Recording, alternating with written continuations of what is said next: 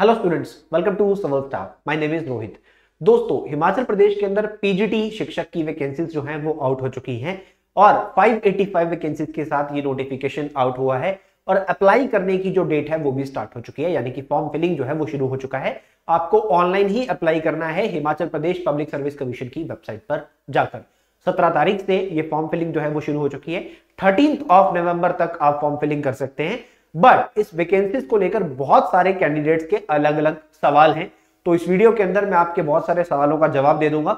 सबसे पहला सवाल यहां पर आता है कि क्या परसेंटेज चाहिए, यानी कि अगर आपने अप्लाई करना है। देखिए, क्वालिफिकेशन आप सबको पता है, मैं अलग वीडियो में बता भी चुका हूं। कितनी नंबर ऑफ वैकेंसीज डिफरेंट किस स्ट्रीम में आई है वो भी मैं अलग वीडियो में बता चुका हूं। आप वो वीडियो देख सकते हैं, हमारे यूट्यूब चैनल पे अवेलेबल है। 585 वैकेंसी, सबसे ज्यादा हिंदी में 117, सबसे कम बायोलॉजी में है 9। उसके बाद आगे बढ़ते हैं, बात करेंगे यहाँ पर जो आपने मास्टर्स और बीएड का यहाँ पर क्वालिफिकेशन रिक्वायरमेंट है, यानी कि आपके पास मास्टर्स होनी चाहिए अपने कंसर्न सब्जेक्ट में और उसके साथ बीएड आपके पास होनी चाहिए। एचपी टेट की क्वालिफिकेशन यहाँ पर रिक्वायर्ड नहीं होती है। अब ये जो मास्टर्स है या बीएड है, इसमें कितने परसेंट आपके मिनिमम होने चाहिए अगर आप पीजीटी के लिए अप्लाई करना चाहते हो? क्या कोई परसेंटेज का क्राइटेरिया है या नहीं है? तो देखिए, परसेंटेज का क्राइटेरिया बिल्कुल है। ये यहाँ पर पब्लिक सर्विस कमीशन ने, हिमाचल प्रदेश लोक सेवा आयोग ने स्पेशली बता दिया है कि कितने परसेंट मार्क्स आपके पास होने चाहिए। तो 50% मार्क्स एटलीस्ट आपके आए होने चाहिए आपकी पोस्ट ग्रेजुएशन के अंदर। आप किसी भी स्ट्रीम के लिए अप्लाई कर रहे हैं, यानी कि आप किसी भी स्ट्रीम में अगर जा रहे हैं, चाहे वो हिंदी है, चाहे वो इंग्लिश है, हिस्ट्री है, पॉलिटिकल साइंस है, इकोनॉमिक्स है, ठीक है, तो आपके पास कम से कम 50% नंबर जो आपके आने चाहिए। 50% मार्क्स इन एग्रीगेट आपके पास होना चाहिए। 50% नंबर एटलीस्ट, मिनिमम 50% नंबर होना चाहिए। तो ध्यान रखिएगा, 50% से नीचे वाला कोई कैंडिडेट अप्लाई नहीं कर सकता, चाहे उसके पास कोई कैटेगरी हो। ये यहां पर दिया गया है। उसके बाद आगे बढ़े और बात करेंगे नेक्स्ट की। तो नेक्स्ट यहां पर मैं आपको ये बता रहा हूं, कई बार आप जैसे बायोलॉजी साइंस वाले जो स्टूडेंट्स हैं उनके लिए स्पेशली, इकोनॉमिक्स वालों के लिए स्पेशली। अब देखिए, जो इंग्लिश टीचर के लिए अप्लाई कर रहे हैं, उन्होंने इंग्लिश में एमए की हुई है तो वो एलिजिबल है। जो हिंदी टीचर के लिए अप्लाई कर रहे हैं, अगर उन्होंने हिंदी में एमए की हुई है तो वो एलिजिबल है।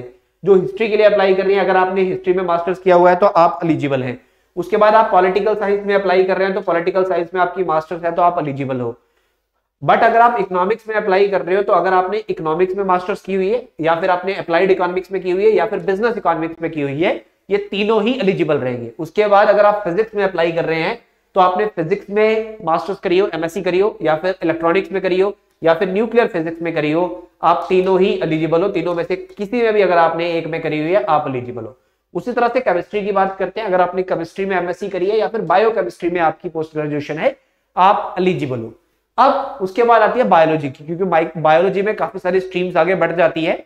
तो बायोलॉजी वालों के लिए सबसे इंपॉर्टेंट, तो अगर आपने बॉटनी में, जूलॉजी में, लाइफ साइंसेज में, माइक्रोबायोलॉजी में, बायोटेक्नोलॉजी में, मॉलिक्यूलर बायोलॉजी में, प्लांट फिजियोलॉजी में, इनमें से किसी में भी अगर आपने मास्टर्स की हुई है, किसी में भी मास्टर्स की हो, आप एलिजिबल हो।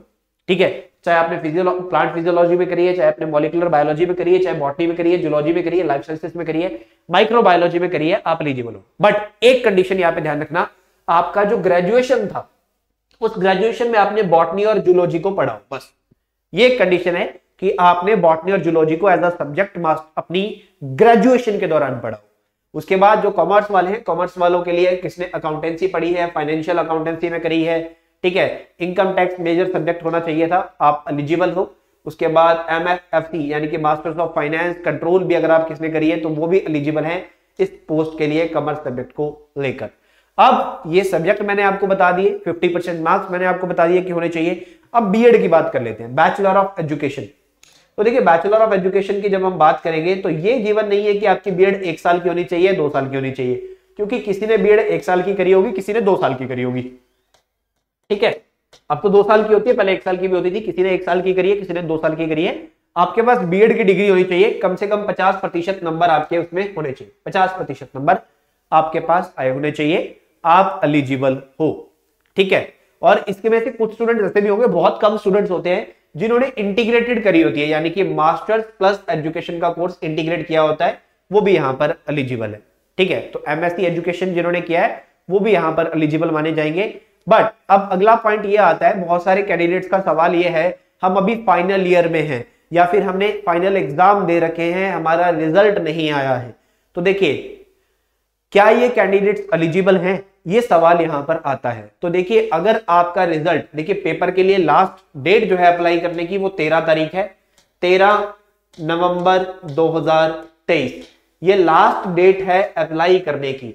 अगर आपका फाइनल रिजल्ट, आपकी डिग्री कंप्लीट हो जाती है इस डेट से पहले पहले, तब आप फॉर्म फिल कर सकते हो। इस डेट से पहले पहले आप अप्लाई कर लोगे, क्योंकि जब आप फॉर्म फिल कर रहे हो आपके पास आपका रिजल्ट जो है वो अवेलेबल होना चाहिए, फाइनल रिजल्ट आपके पास होने चाहिए। सो इससे ये कंक्लूजन निकलता है कि अपीयरिंग वाले एलिजिबल नहीं है, क्योंकि यहां पर जो डेट है, एक डेट एजुकेशन काउंटिंग की वो नहीं बताई गई है। तो यहां पर हम एजुकेशन काउंटिंग की जो डेट है वो यही रखते हैं, that is of form filling. So form filling का जो डेट है वो 13 नवंबर 2023 है। तो मतलब इस डेट से पहले पहले जिसकी पोस्ट ग्रेजुएशन और बीएड कंप्लीट होगी वही एलिजिबल है, अदरवाइज नहीं है। सो अपीयरिंग वाले अगले साल के लिए अप्लाई कर सकते हैं। अगले साल के लिए अपनी तैयारी कीजिए, अपने आप को प्रिपेयर करना शुरू कीजिए, घबराइए मत। वैकेंसीज जो है बहुत खाली पड़ी है हिमाचल प्रदेश के अंदर, और वैकेंसीज आएंगी, टीजीटी की वैकेंसीज भी आएंगी, तब तक आपका क्वालिफिकेशन भी पूरा हो जाएगा। सो घबराना नहीं है, पढ़ाई करते रहिए और ऐसी ही और अपडेट्स के लिए जुड़े रहिए सिविल स्टाफ के साथ। और हमारे यूट्यूब चैनल को जिन्होंने भी सब्सक्राइब नहीं किया सब्सक्राइब कर लीजिए और बेल आइकन दबाना नहीं भूलना है, ठीक है।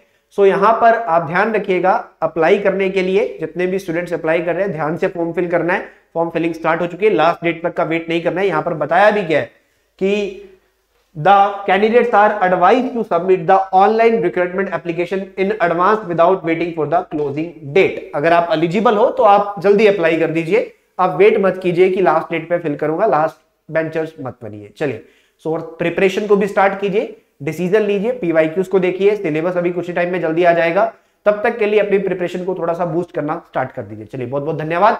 वीडियो को ज्यादा से ज्यादा शेयर कर दीजिएगा दोस्तों। Thank you so much.